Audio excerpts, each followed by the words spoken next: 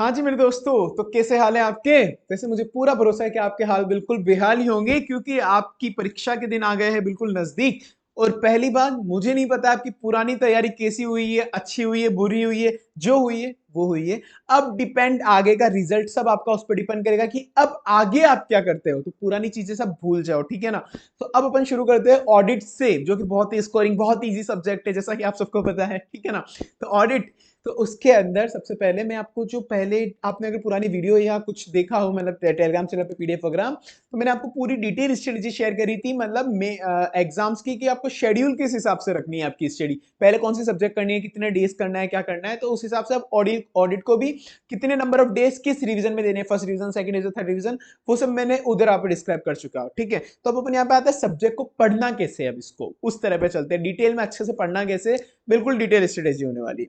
सबसे पहले ऑडिट में अपन शुरू करते ही पहले ये चीज समझ लेते हैं, ऑडिट इन्वॉल्व 70% रट्टाफिकेशन एंड 30% अंडरस्टैंडिंग। भाई देखो सीधी बात है, मैं ये नहीं बोला 30% ही समझना है, समझना 100% है, पर उसमें 30% का ही अपने को एग्जाम पर्पज में काम आने वाला है। एग्जाम ओरिएंटेड 30% अंडरस्टैंडिंग आने वाली है, रट्टाफिकेशन 70% रहेगा। ये कटु सत्य है, मानना ही पड़ेगा अपन को। आईसीआई को एग्जैक्ट कीवर्ड और हेडिंग चाहिए ही चाहिए। एग्जैक्ट का क्या क्या चाहिए, एग्जैक्ट कीवर्ड जो भी एग्जैक्ट बीच में होते हैं, डिस्क्रिप्शन, और एग्जैक्ट हेडिंग, ये दो चीज तो आईसीआई को एग्जैक्ट चाहिए, मतलब चाहिए, तभी आपको मार्क्स मिलने वाले। तो ये तो कटु सत्य, ये आपको मानना ही पड़ेगा। ये अपन अभी आएंगे कि किस किस चैप्टर को कैसे कैसे पढ़ना है। देखो मैं पहले भी शुरू करने पहले वीडियो बता देता हूँ, हर एक चैप्टर को पढ़ने की अपनी अलग अप्रोच होती है। स्टैंडर्ड ऑडिटिंग अलग तरीके से पढ़ा जाता है, प्रोफेशनल एथिक्स अलग तरीके से पढ़ा जाता है, चैप्टर नंबर 2 जो है ऑडिट प्लानिंग, वो अलग तरीके से पढ़ा जाता है, टैक्स ऑडिट अलग तरीके से पढ़ा जाता है। ऑडिट के अंदर हर एक चैप्टर को पढ़ने की अपनी एक अलग स्ट्रेटेजी होगी, वही मैं आपको बताऊंगा कि किस चैप्टर को किस हिसाब से पढ़ना है, कैसे मार्क्स आने वाले, किस चैप्टर को किस हिसाब से पढ़ना है, वही मैं यहाँ पे आपको बताने वाला हूँ। और कुछ की पॉइंट्स जो आपको बहुत ज्यादा हेल्प करने वाले। मटेरियल आपको क्या रखना है, ये चीज। तो मैं वीडियो शुरू करने के पहले एक बार छोटी चीज बताता हूं, मैं आपको दो तरह की स्ट्रेटेजी यहाँ पे बताने वाला हूं। एक तो जो बच्चे जिन्होंने मेरी बुक परचेस करी है और या फिर जिनको करनी है, वो मैं डिस्क्रिप्शन में लिंक दे दूंगा, वहां से जाके सॉफ्ट कॉपी परचेस कर सकते हो। तो जिन जो अब मेरी बुक से पढ़ने वाले वो, और सेकंड जो अदर बुक या फिर आईसीआई एसएम वगैरह से पढ़ने वाले वो, अपन दोनों तरह की स्ट्रेटेजी बताएंगे कि जो बच्चों को जो कंफर्टेबल हो आप अच्छे से पढ़ो। पर मैं एक बार बताता हूँ मेरी बुक का मैं क्यों बता रहा हूँ। 2 सेकंड में एक बार 2 सेकंड फटाफट समराइज कर रहा हूँ, सुन लेना, शायद बेनिफिशियल हो, वरना वीडियो स्किप कर दो, सीधी बात है। Audit all in one book, ये जो आपके पहले बच्चों को भी पहले पढ़ाई थी, अब आपको बच्चों से रिव्यू लेने हो तो जिन भी सीनियर्स ने पढ़ा है या फिर मेरे खूब से फीडबैक ऑलरेडी अपलोड कर चुके हैं, अब वो पढ़ लेना। मोर देन सब कुछ बेस्ट है इसके अंदर। ओवरऑल कॉन्सेप्ट, क्वेश्चन, एमसीक्यू सब एक साथ मिल जाएंगे। मतलब लोगों का होता है ना कि पहले कॉन्सेप्ट बुक पढ़ा, उसके बाद सेम वापस क्वेश्चन बैंक के अंदर गए, दो दो तीन तीन बुक अलग अलग रेफर कर रहे हैं, दो कॉन्सेप्ट की हो गई, एक क्वेश्चन बैंक हो गई, सब ऐसे अंधाधुंध चल रहा है, बार बार रिपीट हो रहा है। जिस कॉन्सेप्ट को अपने पहले ही पढ़ लिया, वो कॉन्सेप्ट वापस क्वेश्चन बैंक के अंदर पढ़ रहे हैं, कितना रिपीटेशन वगैरह हो जाता है। वो सब मैंने यहाँ पे सब कुछ मर्ज कर दिया है, यहाँ पे सब कुछ आपको सिंगल मिलेगा। इसके अंदर कॉन्सेप्ट और क्वेश्चन बैंक मैंने एक साथ डाल दिया, आपको और कोई बुक पढ़ने की जरूरत नहीं है। ये अप्रोक्स 500 से 550 पेजेस के अंदर ये बुक पूरी कवर है। Question bank as well as concept दोनों के दोनों इसके अंदर पूरा डिटेल्ड समराइज, मैंने डिटेल भी है, समराइज भी है, जो जिससे होना था मैंने उस तरह से अच्छे से डाला। इस बार आप नवंबर 22 वगैरह के सबके फीडबैक पूछ लेना कैसे गया था बच्चों का पेपर, ठीक है ना। No need to refer it separate book refer करने की जरूरत नहीं है। कॉन्सेप्ट क्वेश्चन बैंक समराइज है, बिल्कुल अच्छे तरीके से प्रॉपर्ली डिटेल्ड मैनर में समराइज है, पूरी डिटेल के अंदर। समरी बुक नहीं है ये, डिटेल के अंदर है, उसको अच्छे से समराइज कर रखा है मैंने, ठीक है। क्वेश्चन बैंक इसी के अंदर इंक्लूड है, बार बार अलग अलग बुक रेफर करनी नहीं है। ये कॉन्सेप्ट के जस्ट नीचे उसके सारे क्वेश्चन, तो आपको बहुत अच्छे से बेनिफिट हो जाएगा। सारे क्वेश्चंस कवर है हर कॉन्सेप्ट के नीचे, आईसीआईएसएम, आरटीपी, एमटीपी, सारे क्वेश्चन कवर है इसके अंदर, ठीक है। ट्रिक और रिमोनिक क्वेश्चन को कैसे याद करते हैं वो भी कवर है। पूरी की पूरी book tabular and chart format के अंदर है, सब कुछ अच्छे से हाईलाइट बोल्ड है, completely as per ICAI language है। सब कुछ मैंने की फीचर्स दे दिया, आपको 2-3 पेज देखने हैं तो कोई भी रैंडमली अपन चले जाते हैं, कुछ भी रैंडमली सर्च कर लेते हैं अपन कोई भी पेज पे। अरे जैसे अपन ये गए, इस चैप्टर पे अपन देखेंगे, ये देखो ये चैप्टर कहाँ गया, ये तो क्वेश्चन वाला पार्ट आ गया कि 157 पे सही पेज पे गए थे। अब 157 पे अब आप देखोगे ये चैप्टर पे आ गया। अब उसके बाद ये पहले अपन ने टॉपिक थोड़ा सा बता दिया। अब उसके बाद अब कुछ लोग क्या करते हैं, पहले इसको यहाँ पे टॉपिक ही बता देंगे, इसके फैक्टर रिगार्डिंग स्ट्रेटेजी, फिर एक सेपरेट क्वेश्चन बैंक में आपको ये क्वेश्चन वापस से रेफर करना पड़ेगा। मैंने ऑडिट स्ट्रेटेजी, ये यहाँ पे क्वेश्चन, ये मीनिंग है। अब जो क्वेश्चन ऑलरेडी इसके अंदर है उस क्वेश्चन को ही मैंने क्वेश्चन भी डाल दिया और वो एक तरह से टॉपिक भी बन गया, ये अच्छे से कवर हो जाएगा। इसको याद कैसे करना है, CEORP, ये हो जाएगा। इस बुक से मेनली आपको पूरा का पूरा मेरा फास्ट ट्रैक बैच है वो फ्री में मिल जाएगा यूट्यूब पे, पूरा फ्री फास्ट ट्रैक बैच, पूरा free fast track batch YouTube पे मैंने डाला हुआ है इस बुक से, ठीक है ना। तो अब ये टॉपिक मैंने अच्छे से हाईलाइट कर रखा है, इनकी हेडिंग मैंने खुद ने बना के हाईलाइट कर रखी है, अंदर सब कुछ कर रखा है, अंदर भी बहुत से कीवर्ड्स हाईलाइट मिलेंगे अलग अलग टॉपिक में, ये बेनिफिट है, इसको याद कैसे करना है, पूरा टेबुलर चार्ट फॉर्मेट के अंदर सब कुछ अच्छे से बना रखा है, याद करने के कीवर्ड वगैरह सब कुछ अच्छे से दे रखा है, ठीक है।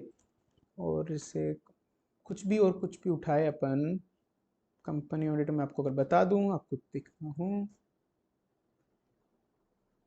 जैसे ये वाला उठा लो, जो चीज चार्ट टेबलर में अच्छे से फॉर्मेट हो सकती है, जैसे चार्ट फॉर्मेट के अंदर बना दी, हाईलाइट कर दिए वर्ड वगैरह, सब कुछ प्रॉपर मैंने कर रखा है मेरे हिसाब से। फिर जस्ट नीचे क्वेश्चंस डाल रखे, आपको समझ में आया तो ठीक है। ये तो अब ये एक इसकी मैं बताऊंगा स्ट्रेटेजी, ये बुक अपने आप में एक स्ट्रेटेजी मैंने बनाई उसी हिसाब से, ठीक है। और एक अपन बनाएंगे अगर कोई बच्चा ICAI SM वगैरह या बाकी किसी और से पढ़ रहा है, ठीक है। तो अब चलो शुरू करते हैं। एक तो आप बुक से पढ़ रहे हो तो बात ही खत्म हो गई, नीचे आना थोड़ा भी, मतलब बाकी एक बार बाकी बच्चों के लिए भी एक बात कर लेते हैं अपन, जो ICAI SM वगैरह से पढ़ रहे हैं उनके लिए क्या क्या बुक चाहिए। ICAI SM आपको चाहिए चाहिए just for reading purpose, reading purpose के लिए, रटना बिल्कुल नहीं है भाई। ICAI SM इतनी बड़ी रट सकते हैं क्या कोई, इतनी सारी ICAI SM नहीं रट सकते, पर एक बार अपन को चाहिए होगी, मैं बताऊंगा क्या करना है उस ICAI SM को, कैसे पढ़ना है। No need to remember whole ICAI material पूरा 100% याद करने की जरूरत नहीं है ऑफकोर्स। ICAI MCQ की बुकलेट, या फिर अगर ICAI MCQ बुकलेट तुम नहीं कर रहे हो तो मैंने एक MCQ की समरी बुकलेट बनाई है, जितने भी ICAI के जितने भी MCQs है ना वो फ्री में दे रखी है मैंने टेलीग्राम चैनल पे, वापस अपडेट करके वापस दे दूंगा, कुछ भी चेंजेस होंगे तो। जो भी ICAI की पूरी MCQ बुकलेट है उसको मैंने समराइज कर रखी है बिल्कुल अच्छे से, वन वर्ड। ICAI का इतना बड़ा MCQ है, मैंने 2 वर्ड उसमें, मतलब 2 लाइन डाल दी कि ऐसा होगा तो ऐसा होगा, उससे तुम्हारा MCQ सॉल्व हो जाएगा। मतलब मैंने की जितने भी की पॉइंट्स है वो बना दिए उसके, अच्छे से तुम्हारा इजीली कवर हो जाएगा। प्लस जितनी भी टाइम और न्यूमेरिकल लिमिट है वो PDF by CA Hemant Somani, मतलब मैं ही, तो वो मैंने शेयर कर रखी है फ्री में, टाइम और न्यूमेरिकल लिमिट प्लस MCQ की सारी समरीज, और जितने भी अदर चैप्टर्स के भी इंपॉर्टेंट पॉइंट है जो ICAI ने MCQ में नहीं पूछे पर मुझे लगता है कि ये इंपॉर्टेंट है, MCQ में आ सकते हैं, तो मैंने वो डाल दिया है, वो आप रख लेना। प्लस एक अच्छा सा क्वेश्चन बैंक आपको चाहिए, अगर आप ICAI मतलब इस बुक से, मेरी बुक से नहीं पढ़ रहे हो, ICAI SM पढ़ रहे हो, आपको दूसरा क्वेश्चन बैंक भी लेना पड़ेगा, ICAI SM MCQ बुकलेट, ये तो आपको मेरी बुक के साथ भी लेने पड़ेंगे ICAI MCQ की, जो मतलब मैं फ्री में खुद ही दूंगा ये तो ये आपको उसमें साथ में रेफर करना पड़ेगा। प्लस एक क्वेश्चन बैंक आपको ICAI SM वाला पढ़ रहा है बंदा तो चाहिए होगा साथ में। और आपको क्वेश्चन बैंक वो लेना है, अपन ने अपनी बुक के अंदर, मेरी बुक में तो मैंने सारी ये क्वेश्चन ऑलरेडी डाल रखे हैं, पर अगर कोई बंदा दूसरी चीज से पढ़ रहा है तो आपको ये चीज ध्यान रखनी है, जो भी आप क्वेश्चन बैंक लो उसमें न्यू सिलेबस के सारे RTP MTP past paper cover होने चाहिए, प्लस ओल्ड सिलेबस के भी इंपॉर्टेंट क्वेश्चन कवर होने चाहिए, क्योंकि ICAI आजकल ओल्ड सिलेबस के क्वेश्चन भी यहाँ पे रिपीट कर रहा है, तो ओल्ड सिलेबस के भी कुछ इंपॉर्टेंट क्वेश्चन कवर होने चाहिए, अपन ने अपनी बुक के अंदर डाल रखे हैं वो। ICAI SM के क्वेश्चन भी कवर होने चाहिए, प्लस कोई भी क्वेश्चन बैंक को ट्रस्ट ब्लाइंडली मत करो, आप चाहे मेरी बुक को भी ब्लाइंडली बिल्कुल ट्रस्ट मत करो, मैं भी बोल रहा हूँ, कुछ भी हो भाई, किसी का कोई भरोसा नहीं है। बहुत से ऑथर ने अपने कुछ कुछ क्वेश्चन छोड़ रखे, कुछ कुछ क्वेश्चन स्किप कर रखे, किसी की लैंग्वेज बदल रखी है, ICAI के हिसाब से लैंग्वेज नहीं है, तो ऐसा नहीं चलेगा, ICAI के हिसाब से लैंग्वेज होनी चाहिए, हर एक क्वेश्चन कवर होना चाहिए, ये होना ही होना चाहिए। तो आप एक बार चेक कर लेना, ये मैंने एक टिप दे रखी है, अब मैं नाम तो डायरेक्ट नहीं ले सकता, पर मार्केट में 2 फ्री क्वेश्चन बैंक अवेलेबल है अपने टेलीग्राम चैनल पे, जो लोग बांटते हैं कुछ, ठीक है, उनमें बहुत से क्वेश्चन कवर नहीं है, अब नाम तो मैं नहीं ले सकता ऑफकोर्स। प्लस अब आपको और क्या चाहिए कंटेंट के अंदर, इस चैनल ऑडिटिंग के नोट्स बाय हेमंत सोमानी, माना कि मैं, तो ठीक है, इसके अंदर मैं आपको फ्री में नोट्स शेयर कर दूंगा, उस नोट्स के अंदर जो अपनी बुक के अंदर तो ऑलरेडी कवर है वो कॉन्सेप्ट प्लस क्वेश्चन बैंक में आपको शेयर कर दूंगा, उस नोट्स के अंदर summary concept plus question bank, क्योंकि मैं बताऊंगा स्टैंडर्ड ऑडिटिंग कैसे करना है, ठीक है, ये अब आपको फ्री में दे दूंगा। ट्रिक बुक एक है, मैं फ्री में जनरली शेयर करता हूँ, आजकल ये मैंने मेरी फुल बुक लॉन्च करने के बाद वैसे ये हटा दी है, इसको हटा दो चलो, ठीक है। तो अब आते हैं अपन स्ट्रेटेजी पे, कैसे क्या करना है। फर्स्ट स्ट्रेटेजी, फर्स्ट में बता दो, आप चाहे मेरी बुक रेफर कर रहे हो या दूसरी किसी ऑथर की ICAI SM कुछ भी रेफर कर रहे हो, मेरा आपको फ्री में फास्ट ट्रैक बैच, बिल्कुल फ्री फास्ट ट्रैक बैच मिल जाएगा, इंक्लूडिंग रट्टाफिकेशन आपको मिल जाएगा, कैसे याद करना है, कैसे रटवाना है, कौन कौन सी ट्रिक, कैसे कहानियां बनानी है, सब कुछ मेरे फ्री फास्ट ट्रैक में मिल जाएगा, यूट्यूब पे मिल जाएगा, मैं नीचे लिंक भी दे दूंगा, वो फ्री फास्ट ट्रैक बैच आप एक घर में देख लेना, बहुत ही कम टाइम ड्यूरेशन के अंदर, बहुत कम टाइम लेके मैंने कंप्लीट करा है, पहले एक बार वो देखो फिर खुद से वापस पढ़ो, वैसे तुमने वो देख लिया तभी तुमको लग जाएगा, एक बार सैंपल देख के देखो, 2 एक चैप्टर पढ़ के देखो तुम, ठीक है ना। तो वो फ्री फास्ट ट्रैक तुमको पूरा वहां पे मिल जाएगा, पूरा मिलेगा, सब कुछ फ्री दे रखा है मेरे वैसे भी। और अब आते हैं अपन कैसे चैप्टर वाइज कैसे कैसे पढ़ना है, अपन ने अपन नोट्स डिस्कस कर ली कि ये नोट्स अपने पास होने चाहिए, अब उसके बाद अपन आते हैं कि कैसे, अब एक किस किस चैप्टर को कैसे कैसे अप्रोच रखनी है। अच्छा भाई, स्टेनो राइटिंग कैसे पढ़ना है, देखो सबसे पहले स्टेनो राइटिंग जो मैंने तुमको बोला कि मेरे नोट्स जो मैं तुमको फ्री में शेयर कर दूंगा, जिन्होंने बुक परचेज नहीं करी वो भी, वो मैं कर दूंगा, उससे कर लेना।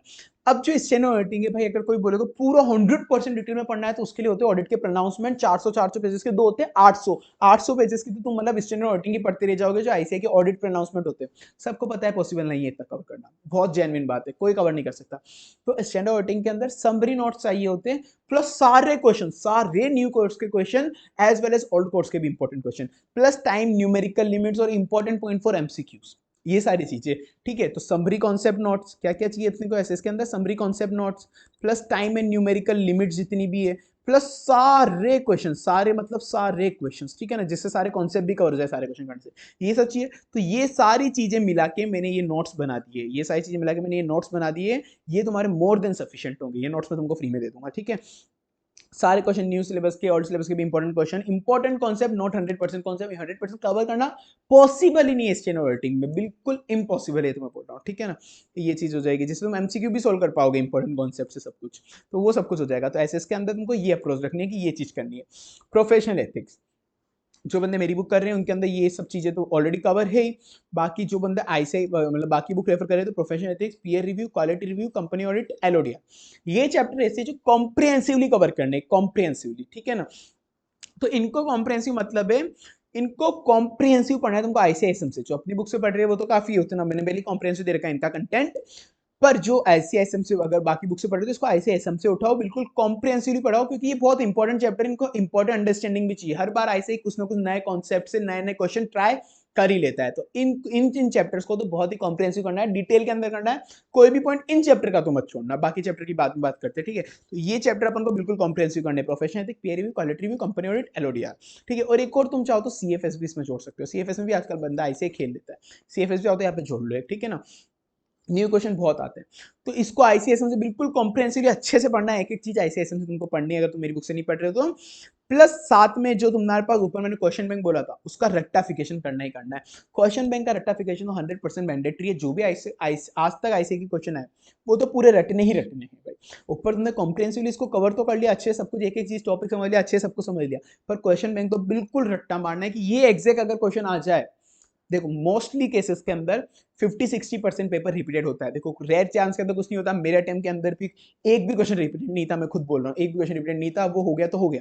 अब उस केस के अंदर ही तो अपन ये बोल रहे कि कॉम्प्रिहेंसिव करना है, पर मोस्टली पेपर्स के अंदर 60% पेपर रिपीटेड होता है, तो अगर कोई रिपीटेड आ जाए तो अपन को बिल्कुल फोड़ के आना है, एग्जैक्ट आंसर लिख के आना है, इसलिए क्वेश्चन बैंक का रट्टाफिकेशन चाहिए ही चाहिए, वो मैंडेटरी है।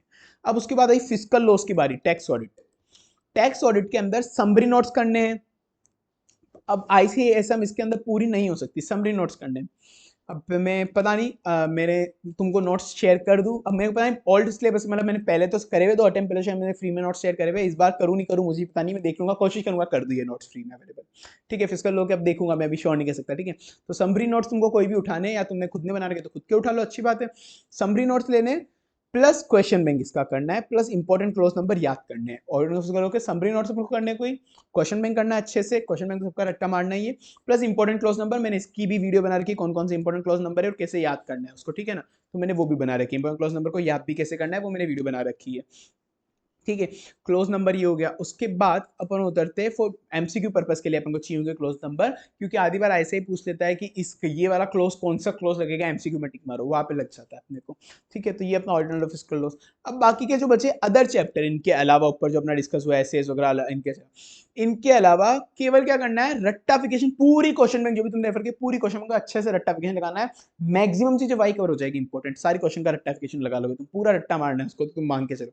प्लस मॉड्यूल की एक रीडिंग मार लेना, ताकि कुछ भी एमसीक्यू में आए, कुछ भी केस सिनेरियो में आए, अगर तुम्हारा क्वेश्चन बैंक में कवर नहीं है तो ये चीज मैंने रीडिंग मारी हुई है ना, तो हमारा एमसीक्यू वगैरह उससे बहुत से कैसे एमसीक्यू आए या फिर कोई केस सिनेरियो आया तो दिमाग में एक स्ट्राइक हो जाएगा, और तुमको दिमाग में क्लिक होते ही पहले तुम उसको सॉल्व कर पाओगे थोड़ा बहुत। ठीक है, 10 नंबर का है तो एटलीस्ट तुम्हारे 5 नंबर आ जाएंगे, हमारा 6 नंबर का क्वेश्चन है तो एटलीस्ट 3 नंबर आ जाएंगे उसके अंदर। तो एक बार मॉड्यूल की रीडिंग जरूर मार लेना, ये नहीं कि पूरे छोड़ के चले जाओ, रीडिंग मार लेना, मैं नहीं बोला कि पूरा पूरा का पूरा मैसअप करके जाओ, पूरा का पूरा मगअप करके जाओ, ये नहीं बोल रहा हूँ। ठीक है, रीडिंग मार लेना। फिर शेड्यूल 3 की बात है, शेड्यूल 3 में ओनली क्वेश्चन बैंक करनी है, ओनली क्वेश्चन बैंक, पूरा डिटेल में मत घुसो, एफआर के अंदर तुम पहले ही पढ़ चुके हो, बाकी अगर कुछ अजीब सा पूछना होगा तो कुछ नहीं कर सकते अपन उसका। ठीक है, उसके बाद जो मैंने तुमको बोला है MCQ summary booklet, important point for MCQ, time and numerical PDF, जो ये मैं तुमको फ्री में शेयर करूंगा, जो मेरी बनी हुई है ऑलरेडी शेयर भी कर रखी है मैंने, वो तो करनी ही करनी है, ये बहुत इंपॉर्टेंट है, ये बहुत से बच्चे मतलब बच्चे बोलते हैं उसको अंदर पता पड़ता है भाई ये लाइफ सेवियर थी उनके लिए एग्जाम के अंदर, बच्चों की फीडबैक ही। ठीक है, तो ये अपनी ऑडिट की detail strategy. Free fast track batch का लिंक मैं तुमको शेयर कर दूंगा नीचे डिस्क्रिप्शन बॉक्स में। तुमको मैं यूट्यूब प्लेलिस्ट में जाना है, प्लेलिस्ट में बहुत चीजें मिलेगी तुमको मेरे। अब बात आएगी अपने एबीसी एनालिसिस की। एबीसी एनालिसिस पे वैसे तो मैं बिल्कुल भरोसा नहीं करता हूँ, बिल्कुल भी एक कोड़ी का भरोसा मुझे नहीं है। ऐसे कहीं से भी कुछ भी पूछ लेता है, मैं तो मना कर रहा हूँ एबीसी एनालिसिस में मत जाओ, पर बच्चे मानते नहीं है, नहीं हमको तो चाहिए, हमको चाहिए। तो भाई दोस्तों, लो एबीसी एनालिसिस, ये मैंने बना दिया मेरे हिसाब से। बाकी एमसीक्यू, मेनली एमसीक्यू सब्जेक्ट में एबीसी एनालिसिस मत जाना, जो मेनली ऐसे एमसीक्यू पूछता है और बी और सी कैटेगरी से ही एमसीक्यू पूछता है, तो मान के चलो ठीक है। तो मैंने मेरे हिसाब से बना दिया एमसीक्यू एनालिसिस। पास्ट एग्जाम में कितना वेटेज था, किस किस क्वेश्चन आया हुआ है और लेंथी कितना चैप्टर, हिसाब से एबीसी एनालिसिस मैंने अपने हिसाब से बेस्ट बना दिया है।